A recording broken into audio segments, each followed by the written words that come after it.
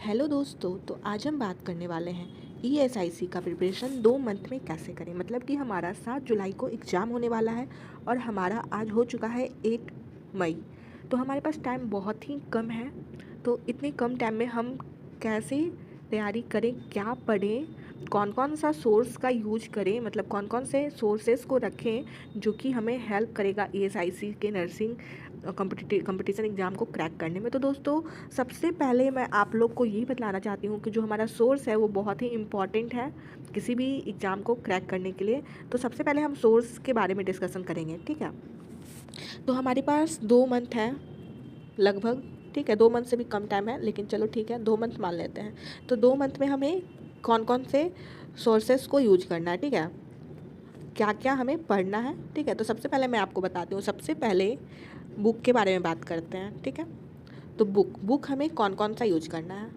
तो जैसा कि आप लोग बहुत सारे वीडियो देखे होंगे, वहाँ पे हमें ये बताया गया होगा 1 लाइनर क्वेश्चन रहेंगे, ऐसा रहेगा वैसा रहेगा। और पहले का जो प्रीवियस ईयर पेपर है ईएसआईसी का, वहाँ पे 1 लाइनर क्वेश्चन हम लोग को देखने को मिले हैं, ठीक है। लेकिन इस बार क्या है ना, इस बार यूपीएससी का ईएसआईसी का एग्ज़ाम जो है यूपीएससी कंडक्ट करवा रहा है, ठीक है।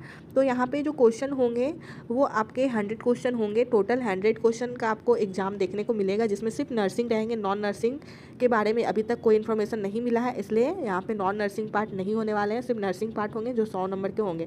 तो यहाँ पे जो नर्सिंग के जो क्वेश्चन होंगे ना दोस्तों, उसमें से 40 क्वेश्चन आप मान लो कि आपके 1 लाइनर होंगे, means PR Yadav target high like question होंगे, ठीक है। 40 क्वेश्चन 1 लाइनर होंगे। 40 30 क्वेश्चन, 20 से 30 क्वेश्चन स्टेटमेंट वाले होंगे, ठीक है। मीन्स स्टेटमेंट वाले क्वेश्चन लाइक ऐसे होते हैं कि मतलब जिसमें ऑप्शन में आपका क्या होगा ना, ऑप्शन में आपका ऐसे होगा, 1 का ऑप्शन रहेगा ए सही है, या 2 में होगा ए और बी दोनों सही है, या सी में होगा कि ऑल गलत है, डी में होगा ऑल ऑफ दिस। इस टाइप के क्वेश्चन रहेंगे, स्टेटमेंट वाले क्वेश्चन। ऊपर स्टेटमेंट दिए हुए रहेंगे और नीचे में ऑप्शन दिए हुए रहेंगे इस टाइप से, ए बी बोथ, या ऑल ऑफ दिस रॉन्ग, या ऑल ऑफ दिस राइट, ठीक है। इस पैटर्न पे रहेंगे 20 से 30 क्वेश्चन। और बाकी के बच्चे कितने क्वेश्चन आपके, 40 क्वेश्चन 1 लाइनर हो गए, 20 से 30 क्वेश्चन आपके स्टेटमेंट वाले हो गए, ठीक है। और बाकी के जो जितने क्वेश्चन बचेंगे ना आपके 30 क्वेश्चन, 20 से 30 क्वेश्चन, वो आपको थोड़े डिफ़िकल्ट या एनक्लेक्स टाइप क्वेश्चन दिख सकते हैं। मीन्स एनक्लेक्स ओमेगा में जो हमने पढ़ा था नॉर्जेट मेंस के लिए, उस टाइप के क्वेश्चन आपको दिख सकते हैं। मतलब कि 40 क्वेश्चन 1 लाइनर, ठीक है, easy type, PR Yadav target highlight, and 20 से 30 क्वेश्चन आपके स्टेटमेंट वाले मिल जाएंगे, ठीक है। एंड ये एनक्लेक्स टाइप मिलेंगे, ठीक है। एनक्लेक्स टाइप क्वेश्चन हो सकता है, ठीक है। तो ये आपके हो गए क्वेश्चन के बारे में डिस्कशन, ठीक है, कि क्वेश्चन कैसा होगा। तो ज़्यादा हमें जो ध्यान देना है फ्रेंड्स, वो हमें 1 लाइनर क्वेश्चन पे देना है, क्योंकि हमने नॉर्सेट 6 मेंस के लिए अभी अभी प्रिपरेशन किया था बड़े बड़े क्वेश्चन का। मीन्स ओमेगा हमने पढ़ रखा है, मैक्सिमम बच्चे ने ओमेगा एनक्लेक्स के क्वेश्चन लगा रखे हैं, तो हमें आइडिया है, काफ़ी आइडिया मिल चुका है बड़े बड़े क्वेश्चन का, ठीक है। तो जो मेरे अनुसार जो खतरनाक क्वेश्चन होते हैं वो 1 लाइनर होते हैं, क्योंकि 1 लाइनर में क्या होता है, या तो आपको आएगा, नहीं तो आपको नहीं आएगा, ठीक है। एंड बड़े बड़े क्वेश्चन में क्या होते हैं ओमेगा एनक्लेक्स में, कि आपका अगर कॉन्सेप्ट क्लियर है तो थोड़ा बहुत दिमाग लगा के आप उसको बना लोगे, आपका ज़्यादा चांस होगा सही होने का, ठीक है। तो 1 लाइन, सबसे पहले हम बुक के बारे में बात करेंगे, ठीक है। बुक के बारे में बात करेंगे तो हमें उठाना है target high plus PR Yadav, ठीक है। पीआर यादव का एमसीक्यू बुक, ठीक है। तो हमारे पास टाइम बहुत लिमिटेड है, तो हमें टारगेट हाई और टारगेट हाई में करीब 3000 क्वेश्चन है, ठीक है। एंड पीआर यादव में भी करीब 3000 क्वेश्चन होंगे, ठीक है। इसका मुझे क्वेश्चन का याद नहीं कितने क्वेश्चन है, लेकिन टारगेट हाई का मुझे याद है, इसमें 3000 क्वेश्चन, 1800 क्वेश्चन इसमें एमएसएन में है, बाकी अदर पोर्सन है इसका। एंड पीआर यादव में भी करीब 3000 क्वेश्चन होंगे, तो मान लो आपके पास टोटल 6000 क्वेश्चन होंगे, ठीक है। तो ये 6000 क्वेश्चन को आपको डेली 500 क्वेश्चन पे प्रैक्टिस करना, मतलब आपको डेली 500 क्वेश्चन बनाना है। मुझे पता है कि क्वेश्चन बनाने में इंसान का प्राण निकल जाता है, ये सच्चाई है, ये सिर्फ स्टूडेंट ही समझ सकता है कि क्वेश्चन बनाना कितना मुश्किल होता है, क्योंकि मैं भी उस स्टेज से गुजर चुकी हूँ। मुझे पता है क्वेश्चन बनाना बहुत मुश्किल होता है, बैठ के क्वेश्चन बनाओ, थोड़ा बोरिंग भी हो जाता है, लेकिन दोस्तों आपको ये करना पड़ेगा, ठीक है। आपको 500 क्वेश्चन करना पड़ेगा डेली। तो उस अनुसार से आप देख लेना, आपको 6000 क्वेश्चन करना है, 500 आपको डेली लगाना है, ठीक है। और आप इसका टारगेट रखो कि आपको जो पहला जो फर्स्ट मंथ है ना, फर्स्ट मंथ अभी मतलब अभी मई, पूरा मई, इसमें आपको टारगेट है एंड पीआर यादव कंप्लीट कर लेना है, ठीक है, एमसीक्यू का बुक, ठीक। और प्लस आपको साथ में थ्योरी भी पढ़ना है, ठीक है, थ्योरी भी पढ़ना है। तो थ्योरी आप कहाँ से पढ़ोगे इसके बारे में मैं आप लोग को बतला देती हूँ। तो तो थ्योरी के लिए दोस्तों मैं एनक्लेक्स के लिए आप लोग को बोलती है, अगर आप एनक्लेक्स पहले से पढ़ रखे हो तो फिर से इसको रिवीजन करो, एनक्लेक्स के थ्योरी वाले पोर्शन को। अगर पहले से नहीं कर रखा है तो एनक्लेक्स का जो फंडामेंटल का पोर्शन है ना, फंडा का FON यूनिट, उसको तो एकदम डिटेल में कर जाओ और इसका नोट्स बना लो, ठीक है, इसका नोट्स तैयार कर लो, क्योंकि ये आपको बहुत हेल्प करेगा, बहुत ज़्यादा हेल्प करेगा। तो एनक्लेक्स के FON वाले पोर्शन के नोट्स बना लो और उसको बार बार रिवीजन करो। बाकी का बचा आपका एमेजन कम्युनिटी वगैरह और ये पीडिया हो गया, सेक्रेटरी हो गया, ठीक है, सेक्रेटरी, ये सबको आपको कहाँ से करना है। तो सेक्रेटरी को भी आप एनक्लेक्स से पढ़ सकते हो और नोट्स बना सकते हो, क्योंकि बहुत कम दिया हुआ है वहाँ पे से।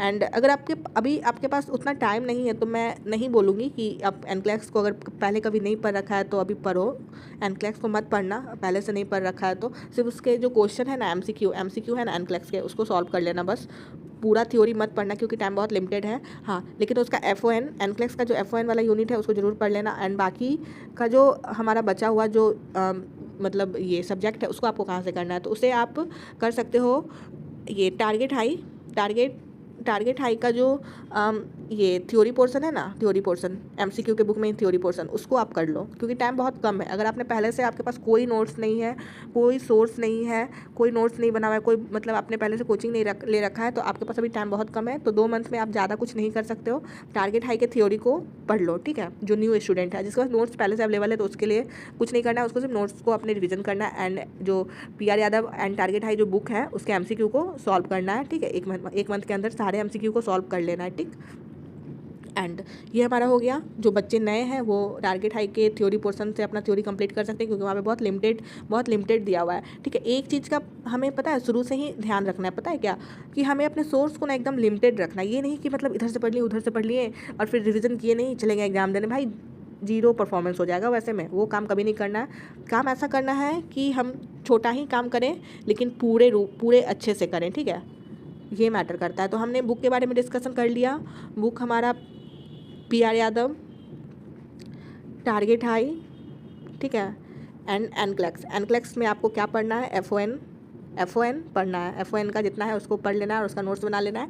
एंड MCQ जो एनक्लेक्स का MCQ है उसे करना है, प्लस ओमेगा को भी एक बार देख लीजिएगा प्लीज़, हाथ जोड़ के रिक्वेस्ट है, देख लेना। UPSC एग्जाम कंडक्ट करा रहा है, कुछ भी हो सकता है, ठीक है। हम प्रिडिक्ट नहीं कर सकते कि वो कैसा क्वेश्चन होगा, हो सकता है वो नॉर्सेट बेस्ड क्वेश्चन दे दे और मतलब बड़े बड़े क्वेश्चन वहाँ पर देखने को मिल जाए। तो ओमेगा और ये एनक्लेक्स के क्वेश्चन को एटलीस्ट बना लेना, ठीक है।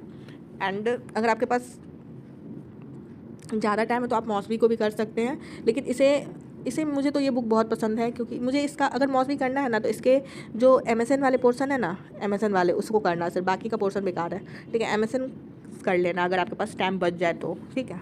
तो ये हो गया हमारा बुक, हमारा PR यादव हो गया, टारगेट हाई हो गया, ठीक है। एनक्लेक्स में क्या पढ़ना है वो मैंने बता दिया। एंड ओमेगा आपको करना है, ठीक है। ओमेगा में करीब 800 क्वेश्चन है, उसको आपको कर जाना है। एंड आपको मौसमी करना है, मौसमी के जो MSN वाले क्वेश्चन है, ठीक है, ये आपको करना है। ये आपका सोर्स हो गया, बुक का सोर्स हो गया। एंड अब हम बात करने वाले हैं टेस्ट सीरीज़ के बारे में। तो टेस्ट सीरीज़ कहाँ से करें, तो टेस्ट सीरीज़ के लिए मैं आपको जीनोमिक्स के टेस्ट सीरीज़ लेने के लिए बोलूँगी, क्योंकि यहाँ पे जो डाटा होता है ना वो बहुत ऑथेंटिक होता है। ये टारगेट एक TNC टेस्ट सीरीज़ है, उसे मैं नहीं बोलूँगी, क्योंकि यहाँ से जो क्वेश्चन है ना वो काफ़ी गलत देखने को मिल जाता है, जो कि एग्जाम में अगर डायरेक्ट आ गया तो वहाँ पे वो गलत हम करके आ जाते हैं, टिक। तो मैं इसको नहीं बोलूँगी, ये मुझे सही नहीं लग रहा है, क्योंकि इसे मैंने यूज किया है, मेरी फ्रेंड ने भी यूज किया, ये अब सही नहीं है। आप जीनोमिक लो, ठीक है। ESIC का भी वहाँ पे स्टार्ट हो चुका है, डेली टेस्ट दो वहाँ से। ये आपका टेस्ट सीरीज के बारे में हो गया। अब हम बात करेंगे आपका ऑनलाइन सोर्स, ठीक है, ऑनलाइन सोर्स। तो ऑनलाइन बहुत सारे कोचिंग वाले प्रचार कर रहे हैं, हाँ मेरा खरीद लो, ये ESIC के लिए मत, ये सब नौटंकी में मत पढ़ना, ठीक है, सिर्फ दिमाग ख़राब होगा तुम्हारा।